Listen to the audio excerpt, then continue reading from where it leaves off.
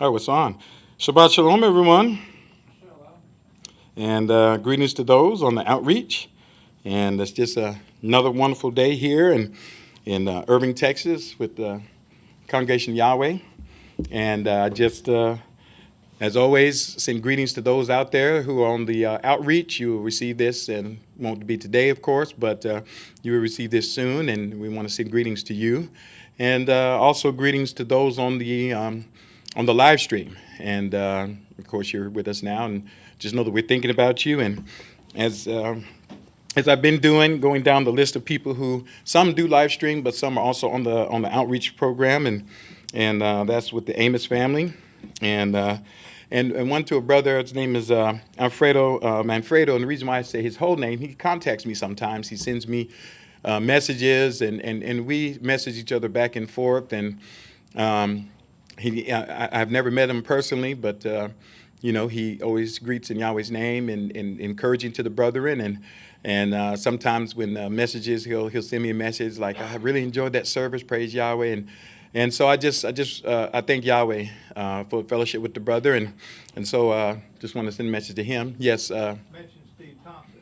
He's watching also. Steve Thompson. Are they in North Arkansas? That's correct. Yes, Steve Thompson and his wife up in North Arkansas, and also too on the list. I was just going down in the way that David and Raquel have their lists done. It's not done alphabetically or by state, and I kind of like that. It's kind of mixed, and so I'm to the part where also to Russell and Chris and James, and I have met them, and I've known them for years, and we've feasted together and fellowship together, and so whether they're on the live stream or they'll get this on the outreach, I want to send greetings to them. I miss you. I enjoy fellowshipping with them as well, and like I say, know them personally, and we send our love to the Smith family, the Garble family, who's not too far from here. And maybe one day you'll be able to come here and fellowship. The Metzger family, and I pray that you all keep it warm up there in New Jersey. And to the Crawford family, and they're also in the state of Texas, but a few hours away, and maybe one day we'll be able to fellowship with them as well. The other brethren, they're in Kentucky and Mississippi and Indiana. And once again, for those in those states, you do have brethren in the state with you. And we just praise Yahweh for that. And so we send our greetings to you. If you remember, let me do this so I know who's making comments. Indiana. And let me turn this down. So not be in vain. I'm just doing that so just in case there are comments or questions, I can also see them. And Amara and Raquel are real good about helping me with that as well, to monitor that. Last time I spoke, we spoke about the opportunity.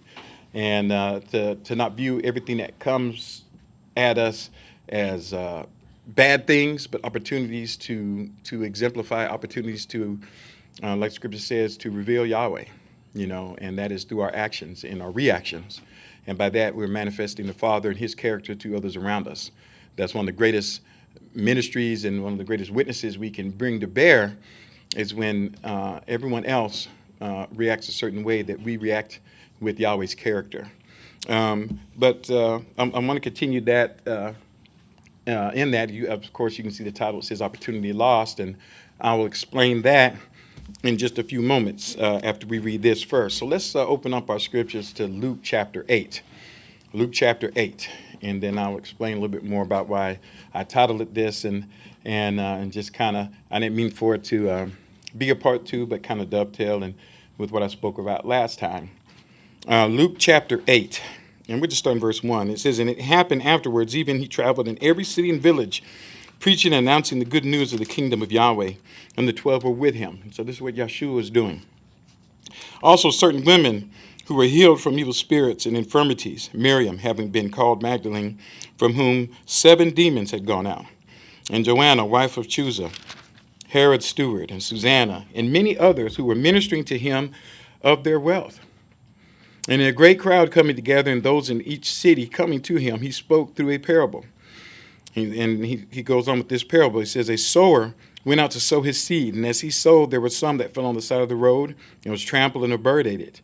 And others fell on a rock, and growing, it dried up because of not having moisture. And others fell in the middle of thorn bushes, and growing up with the thorn bushes, they choked it. And others fell in the good earth, and growing it produced fruit 100-fold. Saying these things, he cried out, and he cried out, "The one having ears to hear, let him hear." And that's that discernment we pray for. And his disciples questioned him, saying, "What might this parable be?" And he said, "To you it has been given to know the mysteries of the kingdom of Yahweh. But to the rest of them it is spoken in parables, that seeing they might not see, and hearing they may not understand." And that's from Isaiah 6, 9, 8, 9, I think, 8, 9, and 10. And this is the parable. The seed is the word of Yahweh. And those by the roadside are those who hear. Then the devil comes and takes away the word from their heart, lest believing they might be saved. And those on the rock are those who, when they hear, receive the word with joy. And these have no root, who relieve for a time, and in time of trial draw back. And those falling in the thorn bushes, these are those hearing, but under cares and the riches and pleasures of life, moving along, they are choked and do not produce fruit to maturity. And that seed which fell on the good ground, they are those who with honest and good heart hear the word and retain it, and bear fruit with patience. No man lights a lamp and covers it with a vessel or places it under the bed. Rather, he places it on a lampstand so that all who enter will see its light. For nothing is hidden which will not be revealed, nor secret which will not be made known and come to be revealed. Then take heed how you hear, for whoever may have it, it will be given to him. And whoever may not have, even that he seems to have, will be taken from him. And his mother and his brothers came to him and were not able to come up with him through the crowd. And it was told to him, saying, "Your mother and your brothers are standing outside wishing to see you." And answering, he said to them, "My mother and my brothers are these, the ones hearing the word of Yahweh and doing it." And I know that's a hard word for a lot of people to hear, because Yahweh has given us family. He's given us blood family, and for a reason. And it's, once again, it exemplifies his relationship with us. We love our family, and we want what's best for them, and we want them to live, and we want them to love, and we want all these things, and it bothers us when they don't do those things. And that's nothing in comparison to how Yahweh feels when we walk away from him, because we are his creation, and he loves us, and he wants us to be like him. And and it's interesting, because when he created man, it says, "Let us create man in our likeness, and in our image, and in our likeness." And, when you go to Genesis 5, we won't go there, but it's just real interesting. And, well, let's go there. Hold your place here in Luke 8, because we're going to come back and read some more there. But I want to say it correctly here in Genesis 5. And it's just right at the beginning, the wording that's used. And it says, verse 1, 5 verse 1 of Genesis, "This is the book of the generations of Adam. And the day that Yahweh created mankind, he made him the likeness of Yahweh. And he created them, male and female, and blessed them, and called their name Adam, in the day when they were created. And he lived 130 years and fathered a son in his own likeness," not in the likeness of Yahweh,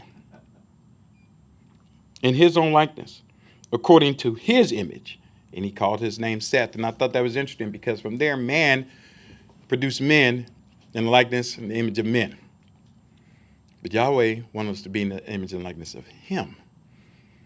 And through Yeshua, the second Adam, the life-giving spirit, as it talks about in 1 Corinthians 15, we have that opportunity to do that again. And so those that are produced, or those that we are able to maybe minister to and give examples for, that they too might be in the image and likeness of Yahweh. And so that's what Yeshua is showing. In Hebrews 2, 10, 11, it talks about that he doesn't want to be ashamed to call us brethren. Why not? Because we will be in the image and likeness. We will be just like him. He wants us to be like him. But Yahweh gives us these blood examples so that we can understand the importance, just to get a glimpse of what Yahweh is going through. And just like us, I don't make my children, I have 2 grown children, I don't make them live the way I want them to. They are choosing their life. But what I want to do is I want to be able to exemplify for them and give them an example that they can follow. Just like Yeshua gave us an example that we can follow. He manifests and revealed the Father to us so that we can do these things. And so it's important. You know, we don't want to forsake. We are now part of the family of Yahweh. And that is our obligation. And even more so our blood family is also part of that family. Yes. Now, I Raquel. just want to call out, like in John 7, Yes. 5, earlier on in his ministry, it says, for even his brothers, his blood brothers, did not believe in him. Right. Right. That's hard to imagine. That's hard. I know, right? Like, you grew up with him. You grew up with him. But remember, even Just they, like a kid. remember when he was late, when they said, we're going up to the feast, he said, no, you going up. Yeah, And they're that's like, it. That's John yeah. 5. And remember, they're like, well, if you're all this, go, you know, because if you got all this power and all this, don't they want to display it and be Yeah. seen and That's and exactly. a spectacle? And Yeshua, they didn't understand what he was about. Even his mom and daddy undoubtedly told them, and they still didn't get it. They did not. So it just shows us that this understanding and walking in this way, it goes beyond flesh and blood. And that's why I want us to understand, as I go on in this message, I want us to really understand the significance and the importance of having Yahweh's Spirit within us. And doing as Peter said, that we continue to grow. And I think it's in Luke 11, isn't it, when he says to ask for the Spirit, more of it. Because that is what separates us. I mean, it's not us going out on a hill or creating a compound and saying all these things. It is that walk that separates us. Because all the information is there. When his own brothers, Yeshua, the son of Yahweh, the greatest man to walk this earth, and the people raised up with him, couldn't see it. Yes, Bob. Well, there's still a key to it. Mm-hmm. And the key is that you have to do what he tells you. There is. You have to Obedience. do what he says. Right. If you don't do what he says, the Spirit will not let you progress. Right. And why are we doing it? Some people do some things, but once again, it starts with what? Do we believe that he is who he has said he is? So that's the faith part. Right. And that's it. The belief or faith. It's the same. We have to. Because others, sometimes they just go through the motions for other things. The Pharisees were doing a lot of the law. Sure. So they looked the part, but they didn't believe in Yeshua either. So there's this element, and I really want to speak to that today for us, because a lot of the brethren, a lot of us, we get distracted sometimes. We get pulled away. We focus on the wrong things. Like I said, during December, I don't change my trajectory and start talking about the holidays and things. None of us in here keep Christmas. I'm not going to give a message for that. And for those who are new, I had a conversation with a relative of mine who was asking about that. That's when I had that conversation with the individuals that are asking because they want to know, is this right? But just for public consumption, there's no need. And not that I'm ashamed, but I want to speak to the things that help us grow, that help us continue on. And not talk about the simple things that we all understand. I don't give a lot of messages about the Sabbath and things like that. I want to talk about things that help the body grow, that help me grow, things that I've been reading. And I'll say it, Brother Tino's not here, but my cousin, when he really started questioning, he had questions about the name, about what happens after death, and Bob gave that good message about what does the Bible say that. He addresses that. He also addresses the name, the Sabbath, do we all go to heaven when we die, and the holidays, things like that. And he had a question about those things, and I mention it now. I hadn't planned on mentioning it, but it sparked this, that it started when, right here in this building, when I held a memorial, a little bit over 2 years ago for my sister when she passed. And, Tino spoke, and then David gave the message, and he said, this is right. This feels right. He said, just spoke to his spirit that this is how believers are supposed to act. This is the proper message for when dealing with death. This is the proper message for belief. And that was 2 years ago, And it sparked that in him. But this is 2 years now. Yahweh's working with them, and he's working with them in his time, not in my time. And that's why we have to be careful, because, what if he had done that? He wasn't ready at that moment right then to just be overwhelmed. Oh, and if you believe that, or if you're questioning that, let us tell you about this, this, this, this, and this. It'd have been overwhelmed. It'd have been too much. We have to remember Yahweh does things in his way, in his time. And once again, we look at our walk. Is this how we came to know Yahweh? I think about that verse when Saul was saying, this is not how you learned the Messiah. I don't think any of us in here have an origin story that's the same. And what I mean by that moment when we decided that we were going to walk in this truth. And I was born into keeping the Sabbath, but it still wasn't overnight. You can say, oh, you were born into it. No, because I still had to learn the names. And then I still had to learn how to properly keep the Sabbath and keep the feast days and probably walk before Yahweh. And then work on the inward man, because just because I keep the Sabbath and the feast days, if I still have a bad attitude and a temper and hold grudges and do all these other things, then that's not righteousness. There's things we have to learn, and we have to continue to grow. Just doing it, you need to know why. We need to understand why. Exactly. The understanding the why, that is so important. That's the key for Yahweh. Why are we doing this thing? And so Yahweh is working with him. All this time he was, keeping Sunday and going to churches, and then he told me, he said, I don't have a church home anymore. He's coming away from that. It's a process. It's a process. And all of us are going through that process at Yahweh's pace. We just have to keep on believing in him.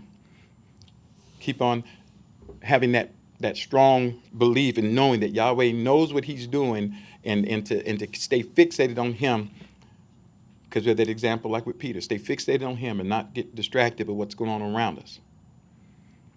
So let's continue on. Luke 8. So he said, those are the ones that are his brothers and sisters, are the ones that hear the word of Yahweh and do it. And Bob just said that. It's not just hearing, not being a forgetful hearer, but a doer.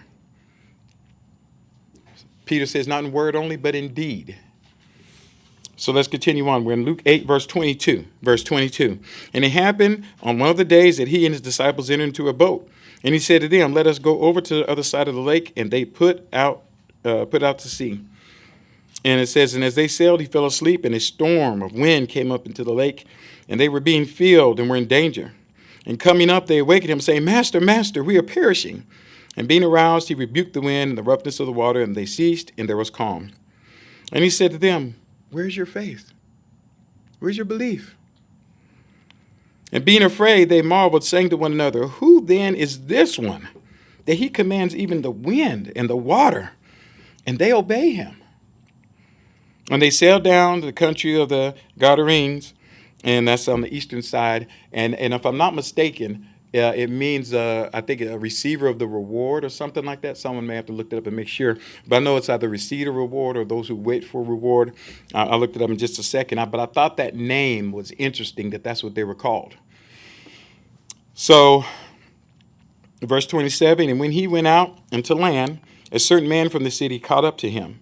And I think in some versions it says it came to him or approached him. And in him had been a demon a long time. And he would not wear clothing, and he would not dwell in the house, but would be in the cemetery.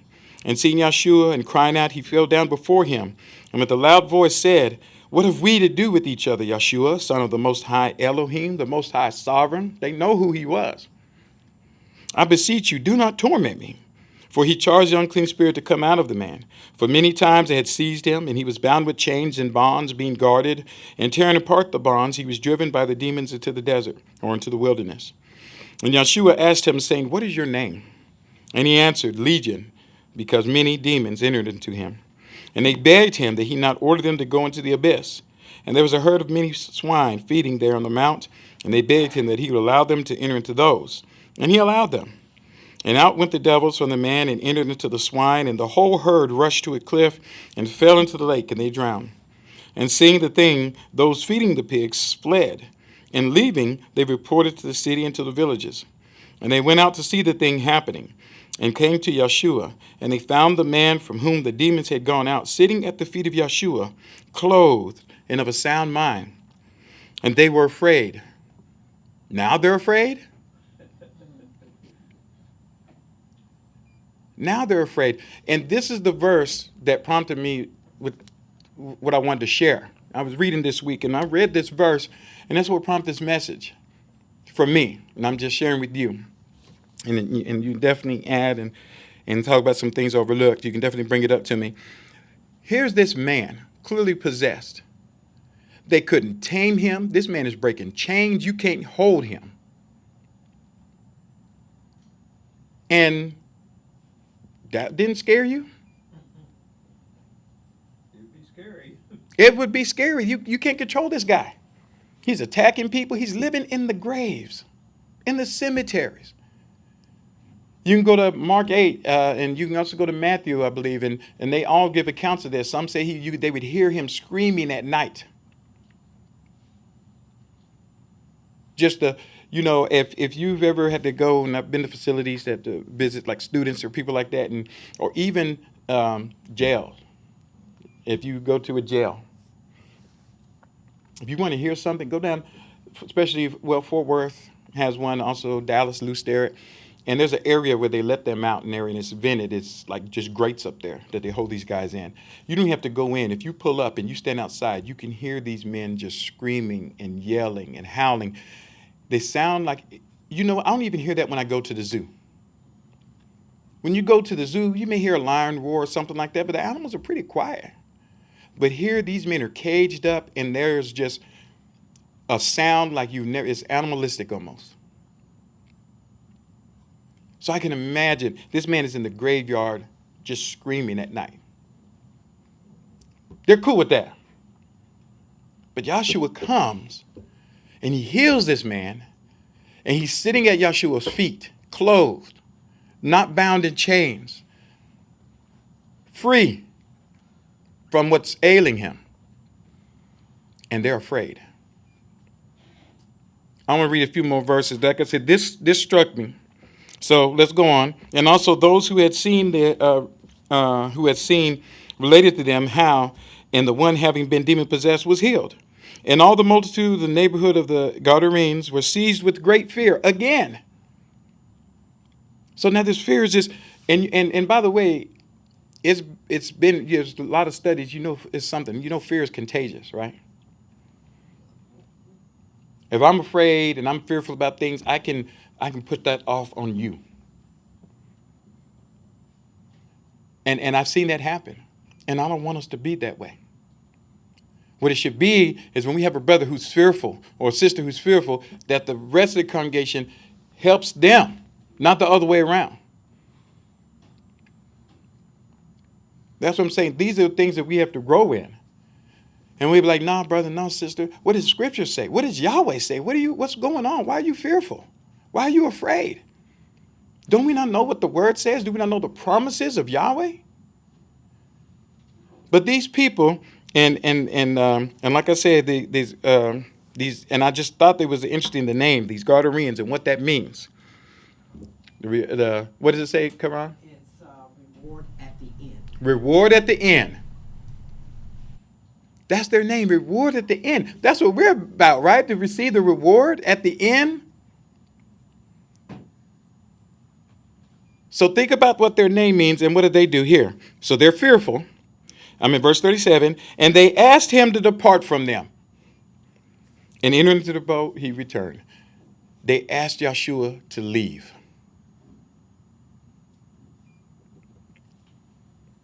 How are you going to get the reward? How are you going to live up to your name without the master? And so I when I read that, I thought about us. Why is it that as we get to a point, as we grow in the truth and we start learning, that we can see some of that fear set in? If I'm going to be afraid of the world and what's going on, that should be at the beginning of my walk, not after I've been doing it for a little while. We should be bold. We shouldn't be afraid of anything, not because this flesh is invincible, but whatever happens, if I'm strong in Yahweh, if I believe in him, I already know what the reward is in the end. I know the promise he has made to those who believe in him. So what do we have to fear? What do we have to be concerned with? Other than watching our walk, other than watching how we grow in Yahweh, each one of us,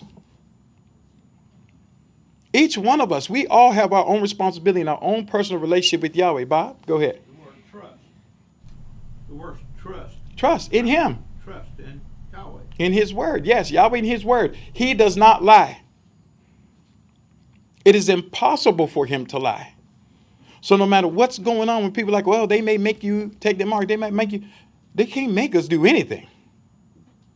I think the term trust in Yahweh comes up many, many times in Scripture. Right. There's nothing that we can be compelled or made to do, which is why the adversary deals in deception. So that we have to choose to do that. We choose to believe that lie. We think that something is going to happen. We think that we're going to be made, and we have to be aware of things that, no. We have to practice and pedal in the truth of Yahweh's word. That's what we do. Everything else is a distraction.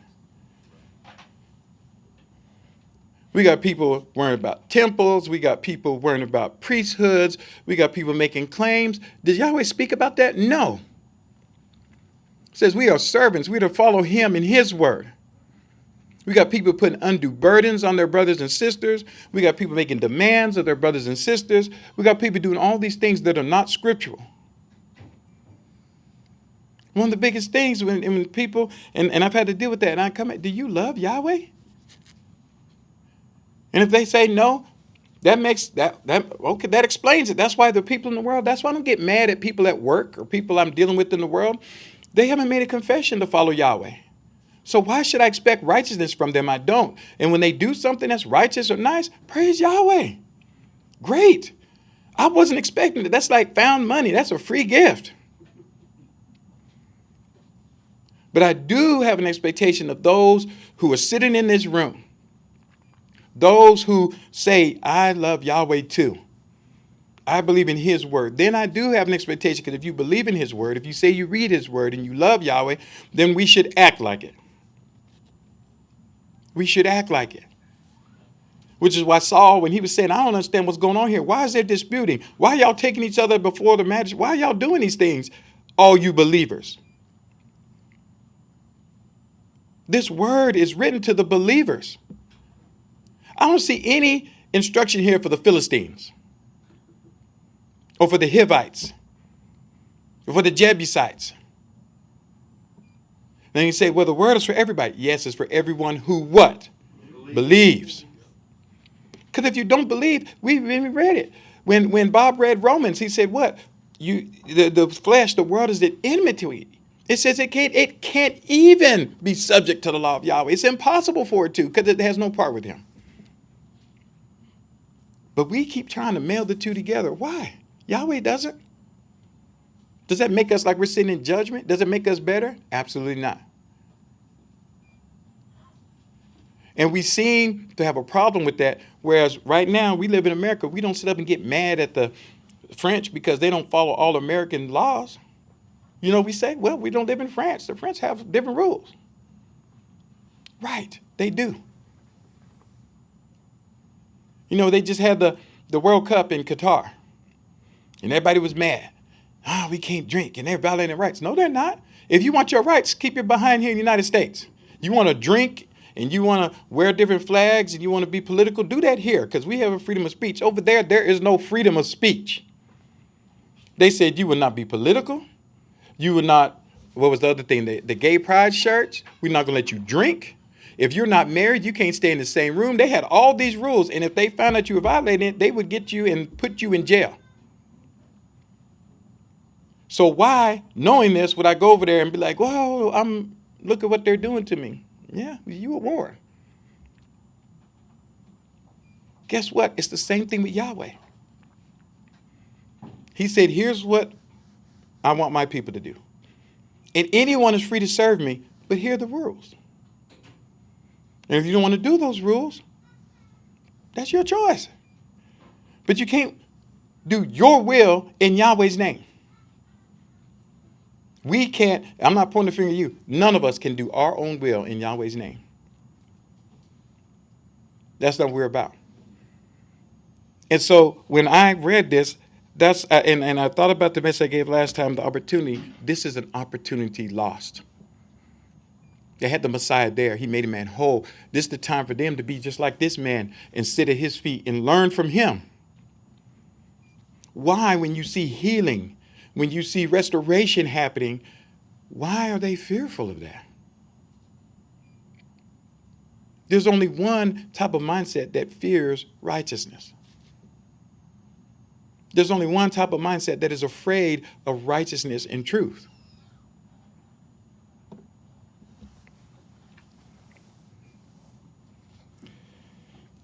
So he left, verse 38, Luke 8, verse 38, and it says, the man from whom the demon had gone out begged him, desiring to be with him. That should be us. That desiring to be with him. But Yeshua sent him away, saying, go back to your house and report what Yahweh. He didn't say go tell everybody what I did. He said go tell them what Yahweh has done for you. And he went away proclaiming through all the city the things that Yeshua did. Because Yeshua showed him the Father. Yes, What's Raquel. also equally surprising is Yeshua just left. He didn't say anything. He No. didn't say, like, y'all are going to go to the lake of fire. Right. Because you rejected me. Oh, y'all reject me? You reject me? You know who I am? He just like left. He left. Peacefully. Right. Why? I'm not going to make you. See, what we have to understand is Yahweh Yeshua, they want us to want them. Mm-hmm. It's just like, once again, us with our kids. We want to do things for our children. We want to bless them. We want to do things for them. And I've experienced that. There's times you just like, oh, I'm going to do this and this. But when your kid comes in, look, you need to do this for me. Give me this. Demanding. You may have already have bought them whatever it is they want. But when they come in demanding, you be like, oh, no. Now you don't get it. You think that's just us? No. That's how Yahweh is too.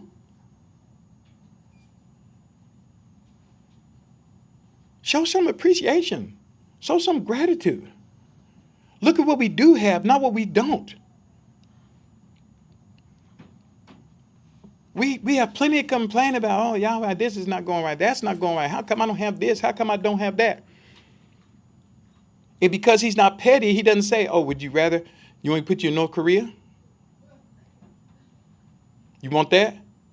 Do you want some kind of, disease? Something you can't get cured from? And even those who have gone in death, like my sister, she wasn't suffering. She didn't complain like, oh, walking around, she was always in pain and things. Yahweh blessed her. First, he extended the life more than what the doctor said. And even when she started declining, when I talked to her, are you all right? She said, yeah, I feel fine. So even that, he showed mercy. We have to learn how to appreciate Yahweh for what he has done. And then not only that, it says what? He has given us the gift of what? Eternal life. Something we can't even imagine. Is our mind there? Or are we so small, so petty that we keep focusing down here? Colossians clearly says, keep your mind and your eyes fixed on Yeshua, who sits at the right hand of Yahweh, and not looking about here, because down here is trouble, I'm telling you. Not that we're oblivious to it. We know that there's a lot of sin and wickedness going on. And guess what? To be frank, some of it we contributed to. That's why we have to keep our mind fixed on Yahweh and his son Yeshua. So he went and proclaimed what Yahweh did for him. And that's another thing. He didn't go out telling other people, y'all need to serve Yahweh too. And he didn't go out telling other people what they needed to do. What he did is he professed and shared what was done for him. They knew what it was his former state. Now he's like, look at me. Just like in John 9, when the guy was blind, he says, look, I know I was blind, but now I see. I'm a living testament. He was sharing his testimony. That was his ministry. And that's what we do. We're not going around. It's not our job to go in and tell people where they are and you're sinning. We don't know what's going on with these people. We don't know what they're experiencing. We don't know what has happened to them. We don't know where they are mentally or spiritually or emotionally or physically.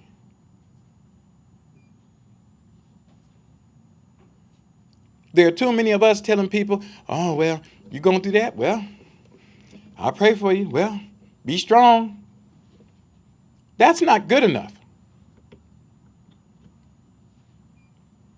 But you know, where I've seen really Yahweh at work is when people have come to others and they say, I heard you were going through this and I saw how you handle it. And that inspired me.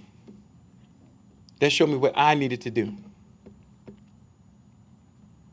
I've seen people talk to others. And that's where it really took hold. Not because someone preached at them.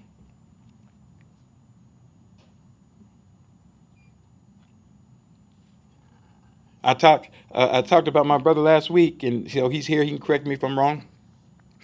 Like I said, our origin story, our moment when we decided we wanted to serve Yahweh, when he said he just looked in the mirror and be like, what are you doing? He said it was at that moment, at a Denny's. It wasn't like he was in the middle of a fire or thrown in a ring with lions or going through some hardship. It was at that moment. That's like a quiet moment. You go in the bathroom to wash your hands, and all of a sudden, this moment happens. Think about our moment when we're walking and be like, and when it happens, that's how it works with Yahweh. I have never heard anyone say, yeah, I remember that time I was sitting in church and that preacher was hellfire and brimstone. And it's that moment I knew I needed to serve Yahweh. I've never heard anyone say that. Never. When my mom learned about the name, you know what it was? We came here from school and she said, children, I've learned the Father's name. It was just some random day of the week. It wasn't a Sabbath. It wasn't a feast day. It was during school week. And we came home and she was reading. And it just all of a sudden, Yahweh opened her eyes and she said, the Father has a name. 1978. I remember that. We all had been in school. And she's like, sit down. Let me tell you what I read. Psalm 68:4. The Father has a name. And that was a new chapter in our life. And it wasn't a J. Yah. These are how things happen in our lives. Each one of us. And so we have to remember that. We have to be that moment for others. And I use my cousin because he said like that. At a funeral, David wasn't preaching hellfire and brimstone and y'all going to hell if y'all don't join here. This is where we meet. You better be here next Sabbath. No, he wasn't doing that. You know what he's speaking about? Hope. That when we walk in righteousness, then when we do pass, we are asleep, awaiting the Master's voice. And for those that are alive, we want to be like that, awaiting his voice. Awaken to righteousness. We want to be part of those first fruit, that first resurrection. It says the chief, the preferred resurrection. That's what Scripture says. That's what we want to be part of. And we can if we believe the word of Yahweh. That message was a message of hope and salvation, not to bring everybody down, every crying. And you know what? There was no crying. And when Tino moderated, he said the same thing. We look at the moments where Yahweh used that individual to inspire us, to bring us closer to him. That's what it was about. And that was the beginning and the impetus for him to start examining his life. My cousin, that is, not Tino.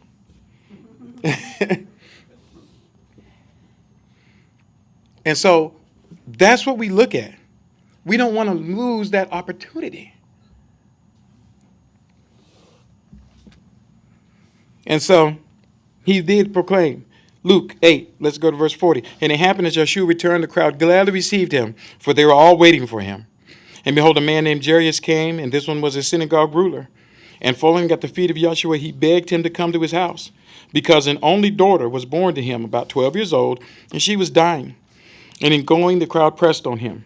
And a woman, being the flow of blood from 12 years, who had spent her whole life on physicians and could not be cured by anyone, coming up behind, she touched the tassel of his garment, and instantly the flow of her blood stopped. And Yeshua said, who has touched me, or who is touching me? And all denying it. And Peter and those with him said, Master, the crowd presses on you, and you ask, who is touching you? But Yeshua said, someone touched me, for I knew power, and I think some says virtue, went out from me. And seeing that she was not hidden, the woman came trembling and kneeled down before him and told him before all the people for what reason she touched him and how she was instantly cured. And he said to her, daughter, be comforted. Your what? It's just what Bob just said. Your faith, your belief has given you life. I think there's a deeper meaning there. Our belief gives us life in Messiah. Go in peace. Did he jump up and say the law forbids it? Now I got to go be somewhere and I'm unclean until evening and all this kind of stuff. Did he do that? Because that's what the law says, right? Right. He is unclean. Did he say, why are you even out here amongst all these people? What's wrong? Did he do that, or did righteousness take place? Because we have brethren, but the law. So to them I say, did Yeshua break the law? Because if he did, now you're saying Yeshua wasn't perfect. No, Yeshua was perfect. It's righteousness, who he is. It supersedes. He did the greater thing. Yes, David. Yeah, we think about, he told them that he didn't come to judge at Right. that time. Right. That judgment comes later. Right. And I think about, when he met the guy with Legion, Mm-hmm. I always ask, they asked him not to send him to the abyss. Mm-hmm. And he sent him into the pig. Right. What would have been better, sending them to the abyss so that they wouldn't torment and torture people anymore? Right. That would have been right? Preferable for us, yeah. Yes, but he did not come to judge them and put them into the abyss. Right. So he allowed them to go home. Right. So he demonstrated that he did not exact judgment throughout his ministry. Right. He didn't come to condemn. That judgment, he meant it. I didn't come to condemn. That's right. Yes, Omar. Also in the next chapter over, something along that line. Yeah. When they went to a village of the Samaritans and they didn't let them in. Right. And the disciples right away want to call down Fire. from heaven. Right. And he said, no. Right. And that's not what I'm here for. That's not what I'm here for. He said, I came to save man. And then he also said, what? You don't know what spirit you're of. And another reason why he was kind of harsh with them is because they had just seen him. He just exemplified what you do. Those people said, don't come, leave. He left. Like Raquel said, he didn't fight them. He didn't go through all this stuff. He left peacefully. These people said, don't come. Fine. But what? They showed that the difference between us and Yeshua. Because I'm not going to sit here and say, oh, I'd have been like Yeshua. No, I'd have most likely been like the disciples. And we got power too. Because they knew they could. He didn't say, you don't have the authority to call down fire. He didn't say that. He said, no. So they got a little bit of power. But guess what? Too many of us have seen our brethren be like the disciples. They call down physical fire, but they rain down heaps of judgment and heat on people, don't they? I've got the authority, I'm going to use it. Because that's what Yahweh wants us to do. Really? Well, I got Yeshua's example here. He said, no. What spirit are we of? And when we go for that, another missed opportunity. Another opportunity lost. That's why I called it this message, because I don't want us to keep on missing and losing opportunities that we can exemplify and magnify Yahweh, and we just keep on taking the short route. We're nearsighted in what we're doing. We're not looking in the long term like Yeshua was, like he did, and like he's doing right now with us. Thank you for pointing that out, Omar. You're absolutely right. So, continue on to 49.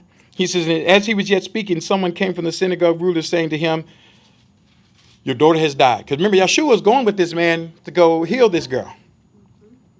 So now they're saying she's dead. Do not trouble the teacher. But hearing, Yeshua answered him saying, do not fear. Again, do not fear. And isn't that something? Yeshua keeps saying, don't fear. But twice we just read earlier that the people feared. Why? Once again, we're seeing this dichotomy, this is a clear distinction. Us and Yeshua. And we need to be over here with him. He said, do not fear. Only believe like this woman just showed, right? And she would be healed. What do you mean healed, man? She's dead. You don't heal the dead, you heal the living, right? Yeshua knew what he was talking about. And coming into the house, he didn't allow anyone to enter except Peter and Jacob, or in some says James, John, and the father and the mother. And all were weeping and bewailing her. And he said, stop weeping. Stop crying. She has not died, but is sleeping. And they scoffed at him, knowing that she had died. So you don't even understand. And putting all outside, now he just went on and put them out. Put them all outside and taking hold of her hand. Oh, doesn't the law say you're not supposed to touch a dead body? Yep. What is going on for real? I never thought that. Yeah, you're right. Just now. How about that? You know? Yeah. But I know there are some, I'm not in our midst, that we know they'd be like, oh, but the law says you don't do that. So you're gonna talk noise to Yeshua? You're gonna tell him, oh, what are you doing? You're not supposed to do that. I'm only telling you what the law says. Are we to watch his example and deal in righteousness? And like I say, look, Yeshua is the example.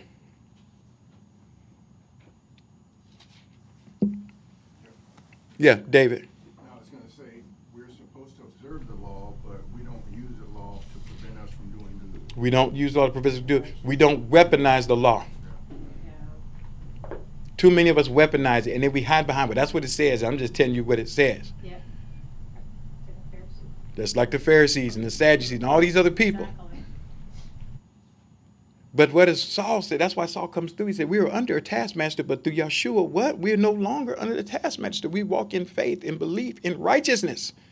Yeshua said in John 4, I'm not even going to get there, in John 4, 24 and 23, 24 and 25, when he's talking to the woman, Yahweh seeks to serve him in spirit and in truth. Because he is spirit. And he wants us to serve him in spirit and in truth. When we do that, that is at a level high, then all the rest of these things fall into place. Love is another word. Love. Love of the truth.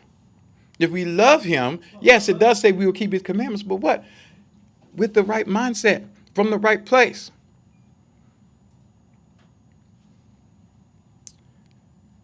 So he touched her hand and he called out, he said, young girl, and I think some says maiden, rise up. Get up. And her spirit returned and she rose up immediately, and he ordered that she be given something to eat, and her parents were amazed. But he charged them to tell no one of that which occurred. Well, we saw what happened last time. He healed the guy with the demons and everyone asked him to leave.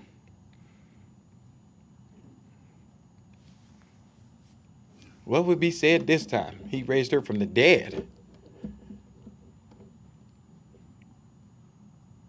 But what? It was for them to serve Yahweh. It wasn't about magnifying him and look how great he is and all these things. All of this is pointing us to the Father.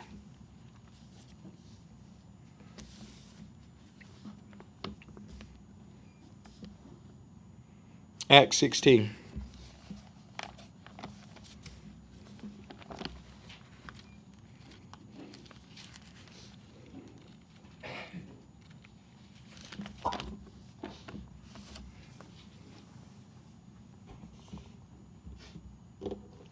Acts 16.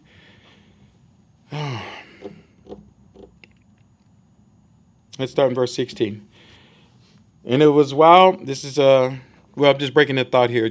We'll get caught up. We'll be able to see the context as I read. Acts 16:16. And it was while we went to the house of prayer, a certain damsel met us, in whom was a spirit of divination. And she was had produced her overlords much gain by her divination. And following after Saul in us, she cried out, saying, these men are servants of the Most High Sovereign, who are announcing to us a way of salvation.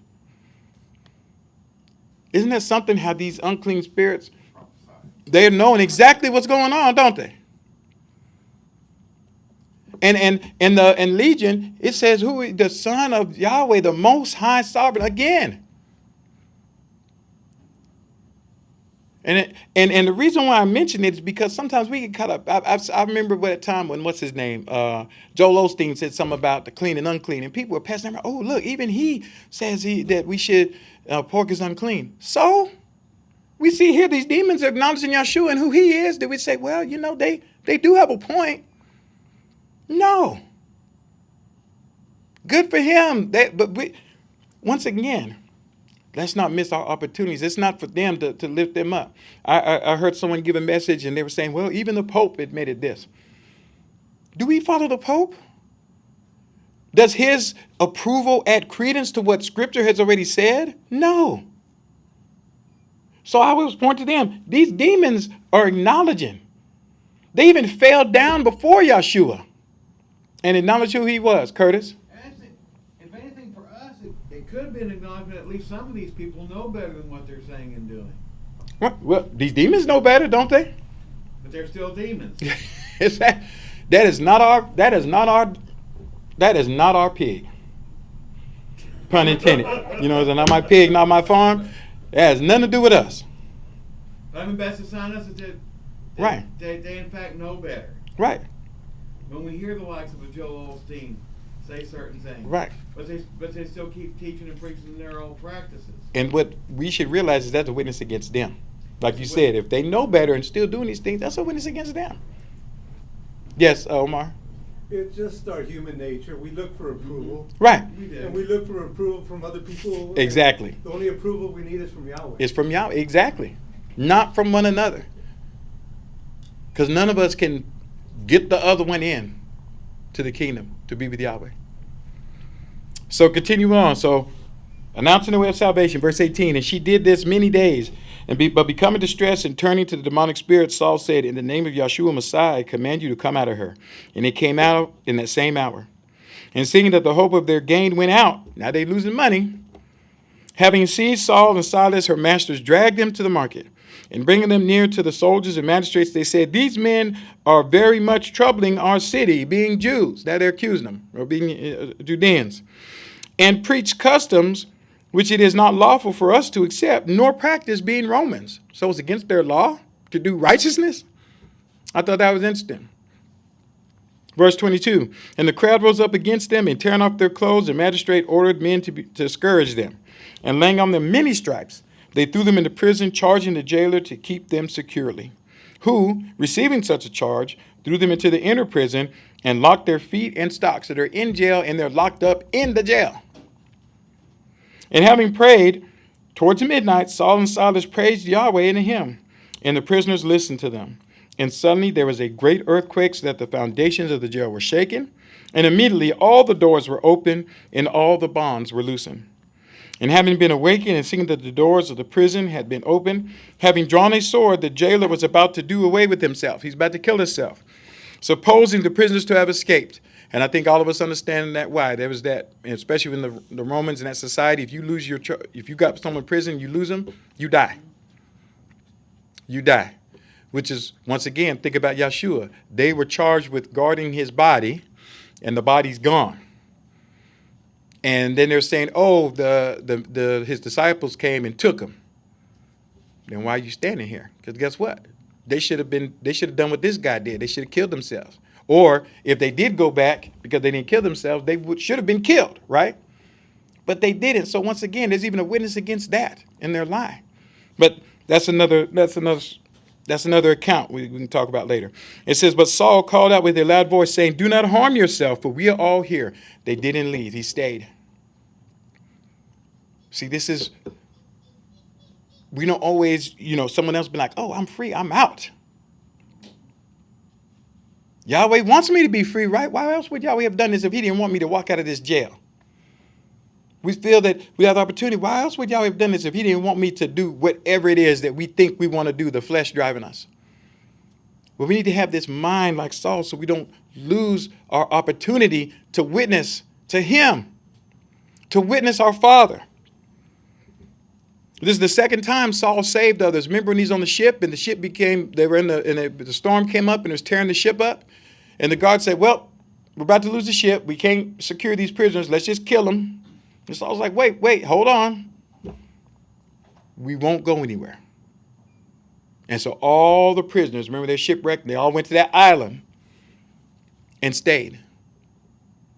And everybody, not one soul was lost, it said. Not one. So once again here, he's saving this man's life. And asking for lights, he rushed in and becoming trembling, he fell down before them, the guard. And leading them outside, he said, sirs, all of a sudden, how many prison guards have some respect like this towards their inmates? See, now his whole dynamic is changing, isn't it? His whole mindset. He's saying, sirs, what must I do that I might be saved? This is what taking opportunity to exemplify Yahweh does in a loving way. Yes, David? The more I think about it, it's, righteous actions can turn a person more than words. Right. Any day. Yes. Right, because they're not saying anything. They were singing to Yahweh. They got set free. Yeah. And they're like, wait, we're here. So the fact that he had to bring light, they were in almost like what we call, like when they put the people in isolation, they were in a dark place. He couldn't even see that they were still there. They had to call out from the darkness to tell him not to kill himself. And they said what? Same thing that just said. Believe. Believe in the Master Yeshua Messiah, and you will be saved and your household. And they spoke the word of the Master to him. See, now they can speak to him. Now they can, because what? He's opened himself up. Now he's inquiring. They didn't preach to him first. Right. Right. So it goes back to what David was saying, was their actions that brought him. And they spoke the word of the Master to him and to all those in his house. And taking them in that hour of the night, he washed their stripes, and he and all those belonging to him were baptized at once. And bringing them up to the house, he set a table before them. He and his whole house rejoiced, believing Yahweh. And the day having come, the magistrate sent the floggers, saying, let those men go. And the jailer announced these words to Saul, the magistrates have sent that you be let go. Now then, go. Go in peace, proceed in peace. And Saul said, no, having beaten us publicly, being Romans and uncondemned men, they threw us into prison, and now do they throw us out secretly? No, indeed, but coming themselves, let them bring us out. They're like, now they made a spectacle, putting us in, and have to do the same thing, getting us out. And the floggers reported these words to the magistrates, and hearing that they were Romans, they were afraid. And coming, they begged them, and bringing them out, they asked them to go out and say, but they love asking people to leave, don't they? All these are people of Yahweh, and each time they're asked, you got to go.